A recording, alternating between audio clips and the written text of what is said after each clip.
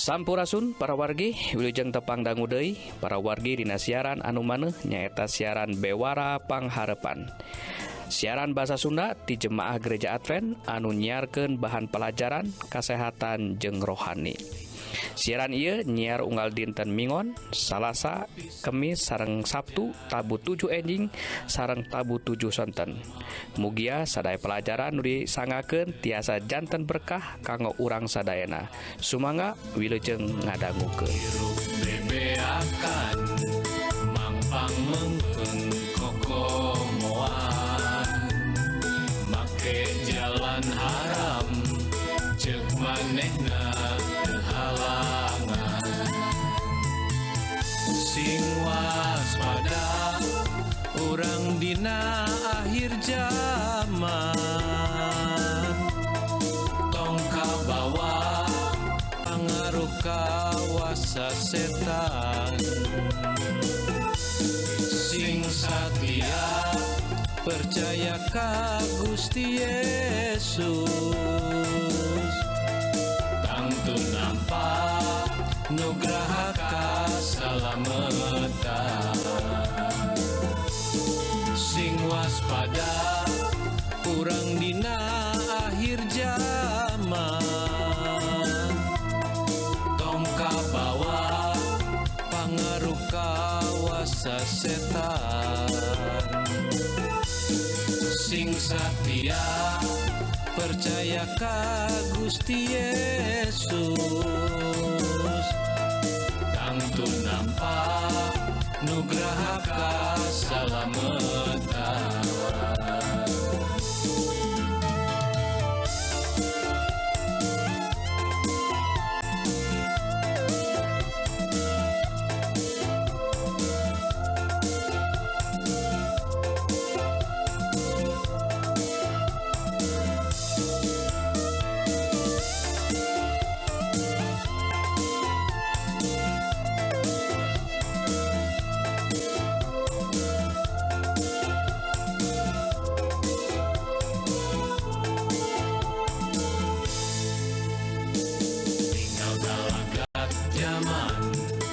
Sampurasun para wargi kaum dangu anu dipikasih ku Gusti.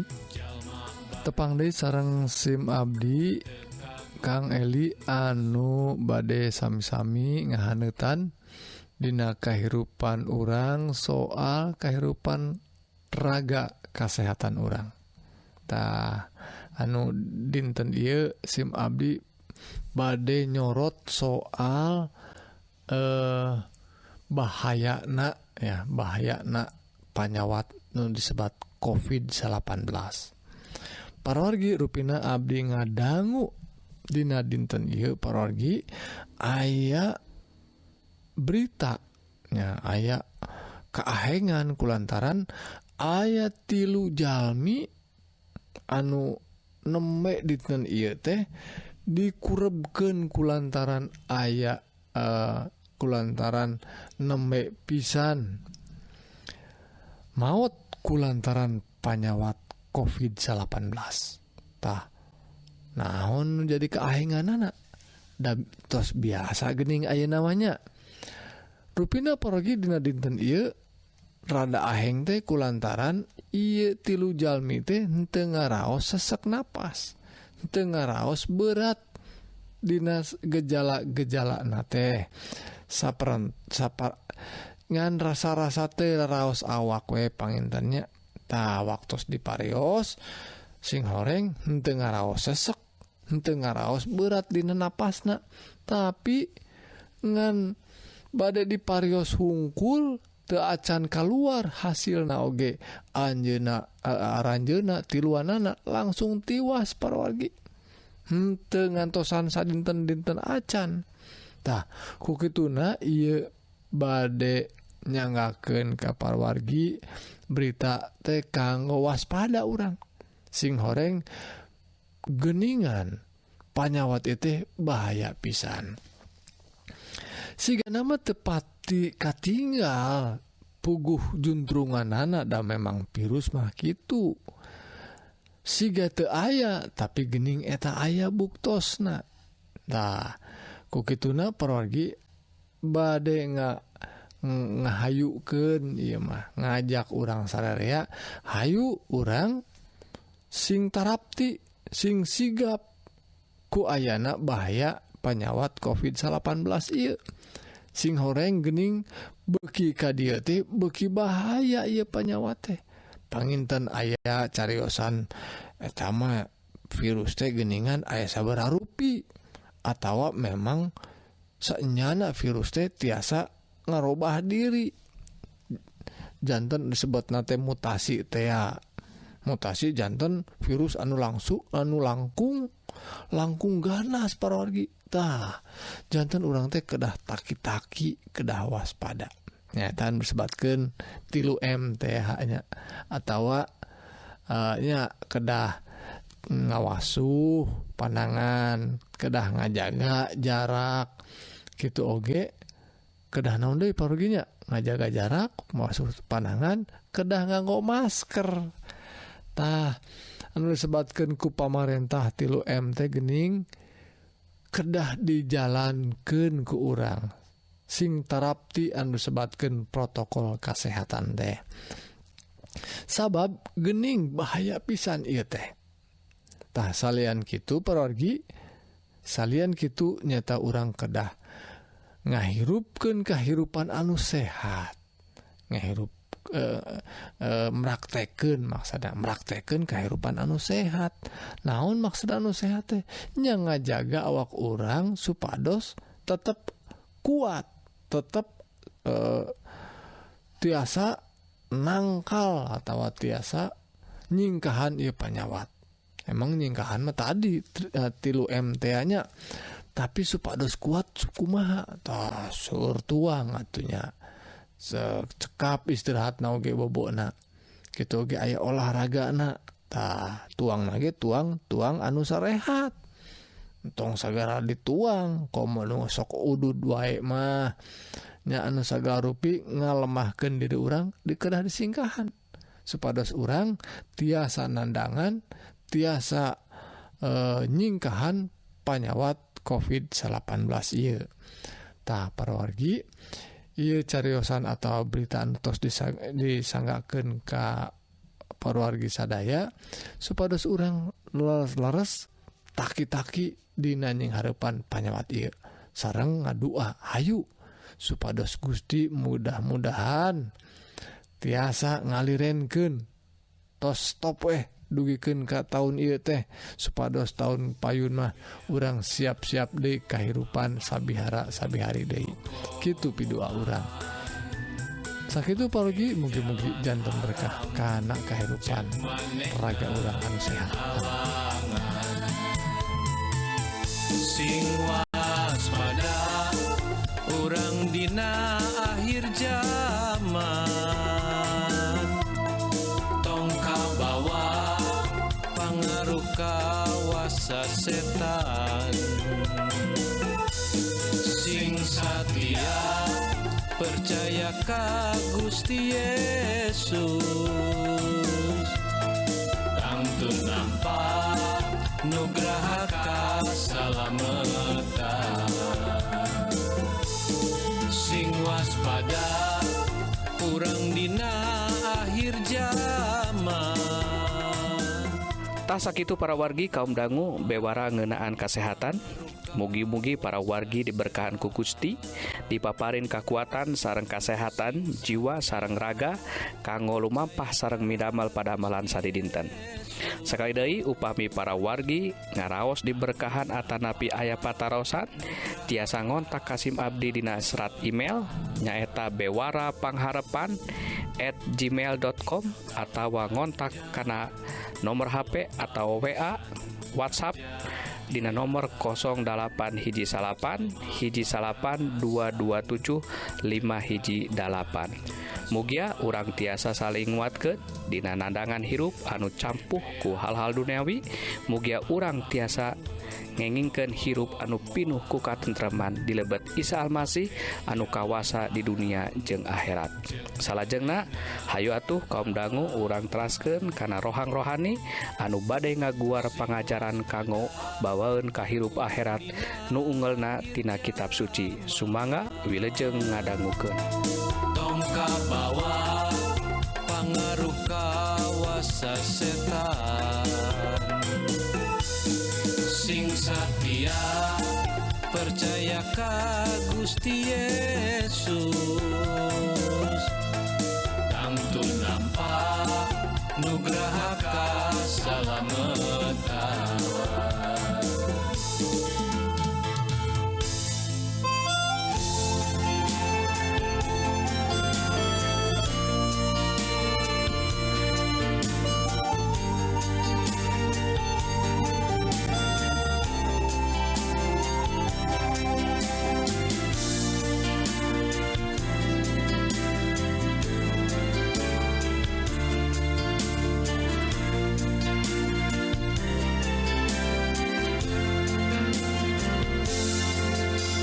Kasih Gusti aya di tatar pasundan, ka jalma-jalma nu hirup tanpa harapan, nu aya dina genggeman kawasa setan, kerantri nuju ka alam kabinasaan.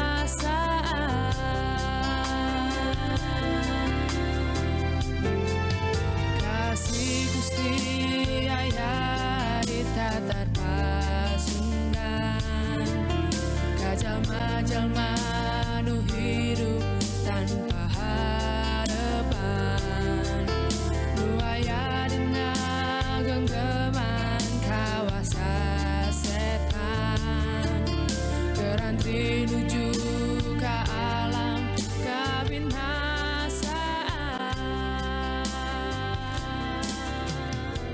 Sampurasun para wargi kaum dangu anu dipika asih ku Gusti. Tepang deui sareng sim abdi Kang Eli anu bade ngahaneutan kahirupan rohani. Baris urang sami-sami ngadeuheus dawuhan Gusti anu dinten ieu dina rohang rohani urang bade ngaguar cariosan anu dipasihan judul ngarayakeun poe Natal. Sateuacanna parogi hayu urang ngadua. Nun Gusti Rama anu linggih di sawarga. Rebu nuhun puji syukur ka Gusti kulantaran berkah anu tos janten bagian abdi sadaya. Dipasihan kekuatan, kesehatan, kitu oge kacekapan. Gusti oge tos maparin abdi dina wanci ieu dijauhkeun tina panyakit nyaeta disebat panyakit wabah pandemi corona teh. Nun Gusti ku kituna sim abdi oge nyuhunkeun dituyun ku Roh Suci sabada abdi bade ngaguar dawuhan kitab suci. Mugi-mugi abdi sadaya tiasa diwangun imana ku dawuhan kitab suci ieu. Ieu pidoa nun Gusti disangakeun dina asmana Isa Almasih juru salamet dunya. Amin. Para wargi, rupina ayeuna urang dina mangsana nu disebat masa pandemi nyaeta wabah anu ngadunya para wargi.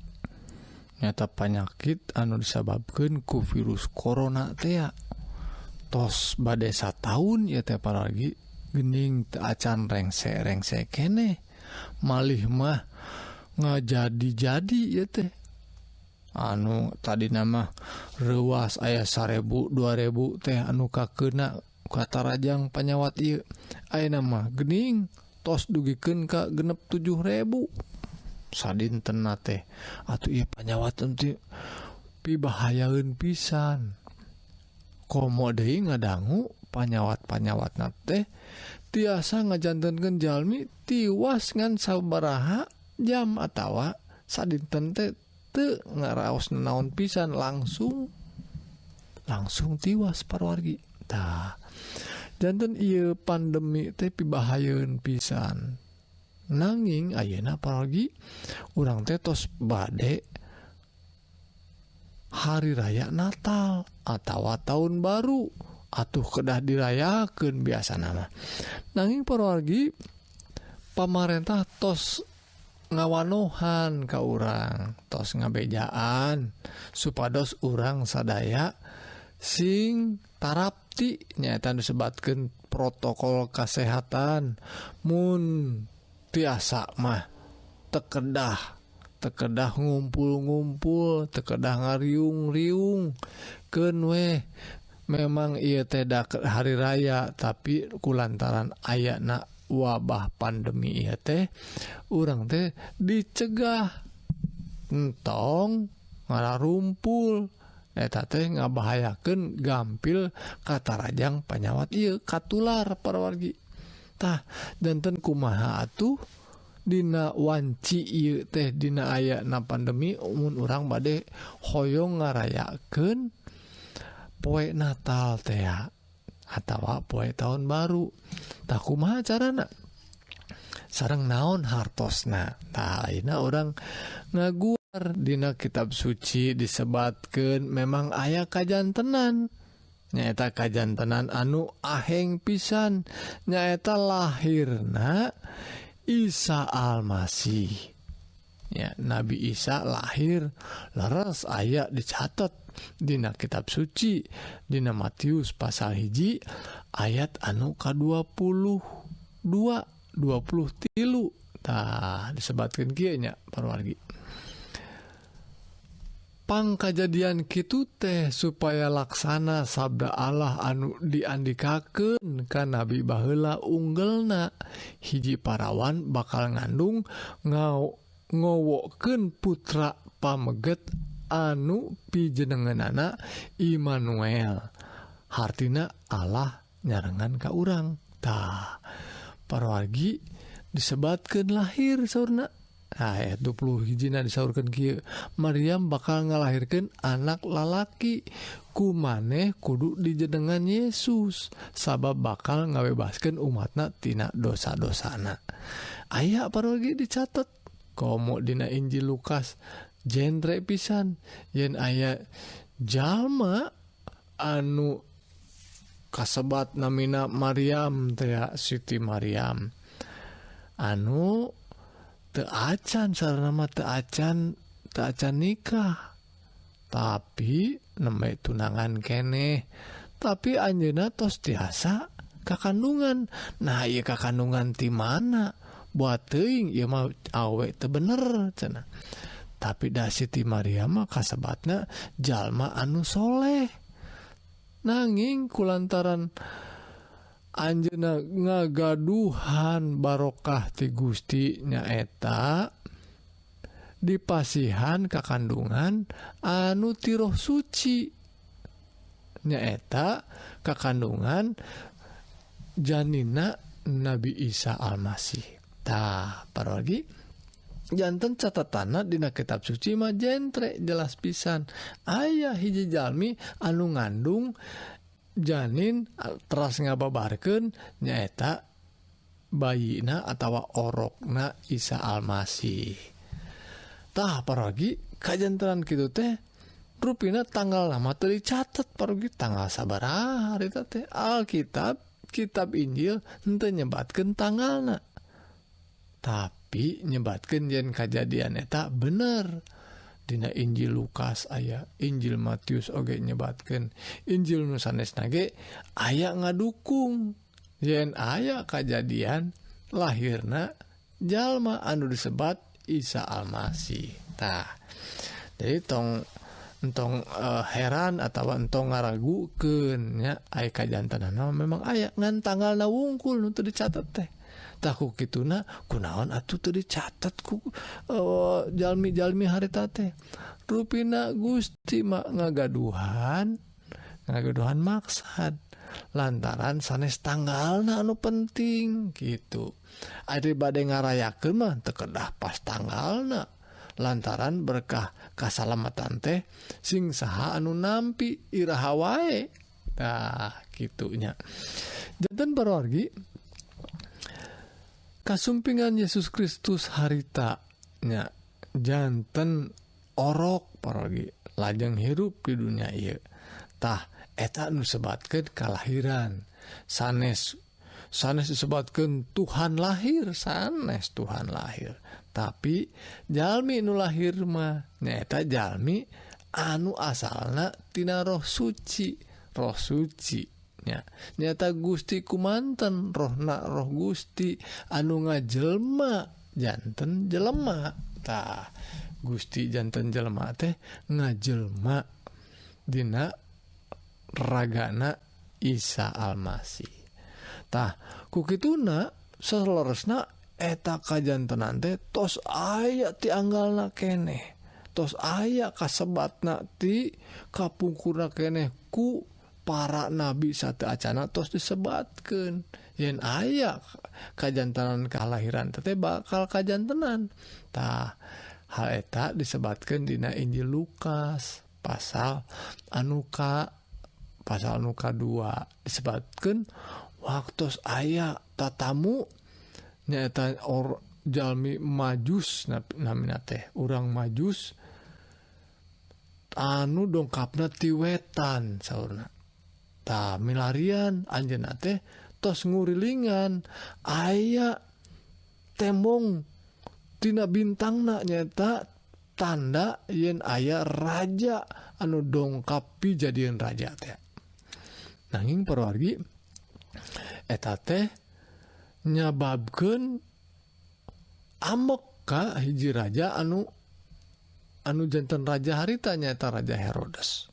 Tah nanging anjeunna naraoskeun leres teu ieu teh leres henteu. Tah ditaroskeun ka imam-imam leres henteu aya.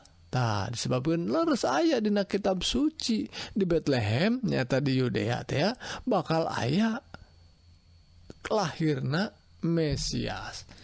Janten parawargi kajantenan ieu teh tos aya nubuatanana, tos aya ramalanana dina kitab suci. Tah kukituna aya jalmi anu sebat urang majus teh anu dongkap ti wetan anu dituyun ku Gusti ku bentangna nya bentang anu tos diramalkeun teh dongkap harita singketna parawargi tos penak ieu teh diaos ku abdi ayat anu ka-11 aranjeuna lalebet ka hiji pondok eta murang kalih jeung Maryam ibuna kapanggih brek aranjeuna sarujud ngabarakti tuluy ngaluarkeun kikintunanana emas dupa jeung emur disembahkeun hadiah ka murang kalih eta. Tuh parawargi nu penting nama ieu da sanes rek pesta, sanes rek raramean tuang ngaleueut kitu raramean sanes. Nyaeta ngadongkapan raja urang. Nyaeta Isa Almasih raja di dunia sareng raja di sorga disebatkeun oge. Masih kenaon aya ka raja nyaeta berkah anu dipasihan oge ti Gusti. Nyaeta kekintunan emas dupa sareng emur disembahkeun urang oge dina wanci kiwari kulantaran urang teu tiasa oge ngempel-ngempel. Tah hayu urang sesembahan ka Gusti teh di bumi. Tah tiasa wae sesembahan nama dikintunkeun ku transferan teh ngabantos kagiatan gereja, ngabantos jalmi-jalmi anu panginten kakirangan. Tah ieu palajaranna parawargi mugi-mugi cariosan nu singkat ieu janten berkah kana kahirupan urang dina hal rohani. Tah ieu geuning poe Natal teh kieu ngarayakeunna Gusti ngaberkahan. Amin. Selamat sakum nama Nusa sing sahaja manuker sapercaya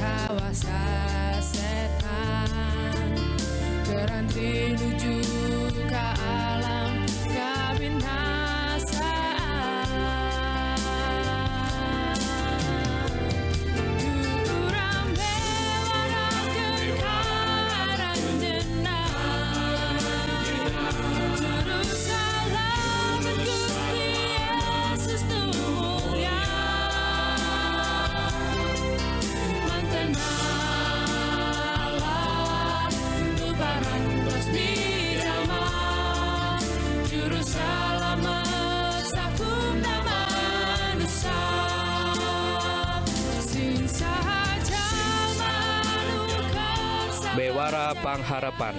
Tasakitu para wargi bewara rohani dinten ieu mugi-mugi para wargi sadaya ngaraos diberkahan sareng ngalaman hirup anu tentrem saparantos ngadangu dawuhan Gusti nu pasti moal ingkar dina nedunan janji-janjina.